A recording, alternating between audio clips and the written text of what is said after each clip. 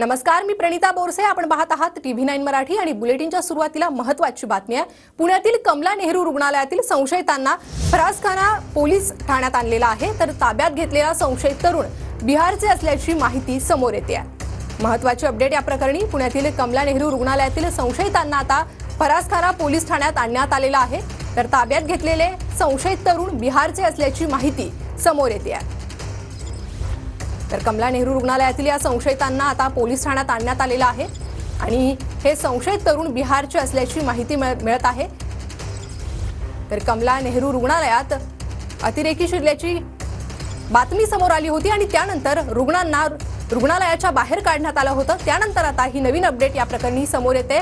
अधिक अपडेट आपण घेऊयात आपले प्रतिनिधी योगेश बोरसे यांच्याकडून. योगेश,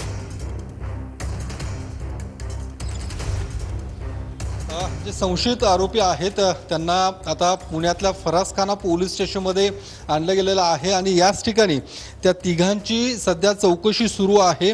जी माहिती मिळते त्यातला जो तरुण आहे तो बिहारचा असल्याची माहिती मिळते आणि पुण्यातील कमला नेहरू जे रुग्णालय आहे त्या ठिकाणी हा तरुण रक्ताची चाचणी करण्यासाठी त्या ठिकाणी गेल्याची माहिती, ही प्राथमिक माहिती आहे. पोलीस या तिघांची आता चौकशी करतात. एकूण 4 जण होते, मात्र चौथा हा अजूनही पोलिसांच्या हाती लागलेला नाहीये. चौथा फरार असल्याची माहिती मिळते. मात्र तिघांना पोलिसांनी ताब्यात घेतलेलं आहे. त्यांची चौकशी सुरू आहे. त्यांच्याकडे आधार कार्ड सुद्धा सापडलेलं आहे आणि आधार कार्डवरून आता पुढील जी काही चौकशी आहे ती केली जात आहे. मात्र साधारणतः 11 वाजताच्या सुमारास पुणे पोलिसांना एक फोन आला होता आणि त्यानंतर या संपूर्ण कारवाईला सुरुवात करण्यात आलेली आहे.